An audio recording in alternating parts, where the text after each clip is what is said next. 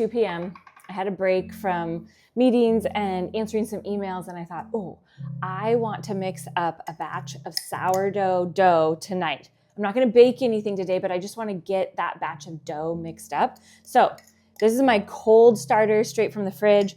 I want this to rise really fast, so I'm going to do a 1:1:1 ratio of feeding so that my starter can get to its highest rise as fast as possible, so that tonight while I am making dinner, I can also mix up the dough and I'll be able to bake tomorrow or the next day whenever I have time. So if you have a moment, you work from home or your work is tending your home and you have little kids, if you have 5 minutes at 2 o'clock in the afternoon, you can get your starter fed so that when you're making dinner, about 4 hours later, you can mix up your dough and then you will have fresh bread dough and you can make whatever you want tomorrow. And you won't have to do any of the mixing or worrying about it. It just takes like 5 minutes. So I put 115 grams of starter into my bowl.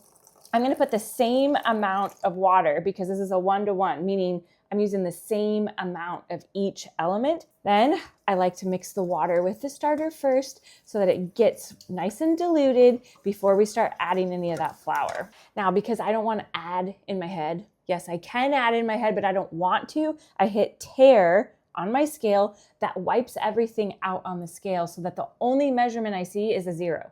Now I'm going to put in 115 grams of my all-purpose, organic, unbleached flour. That's what I'm feeding my starter with. You can feed your starter with whatever flour you want and then bake with whatever flour you want. It doesn't have to be the same flour that you fed your starter with.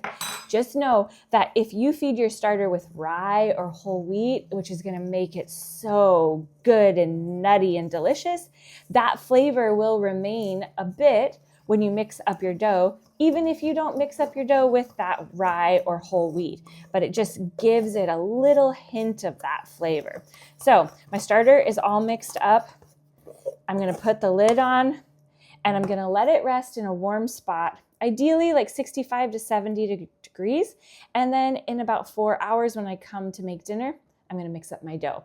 Now, if you want to make our big batches of everyday bread dough that we leave in our fridge and bake with whenever you want, it's on our channel. So just come and hang out. We have so much goodness about sourdough, gardening, all of the beauty of life, and we're glad you're here with us.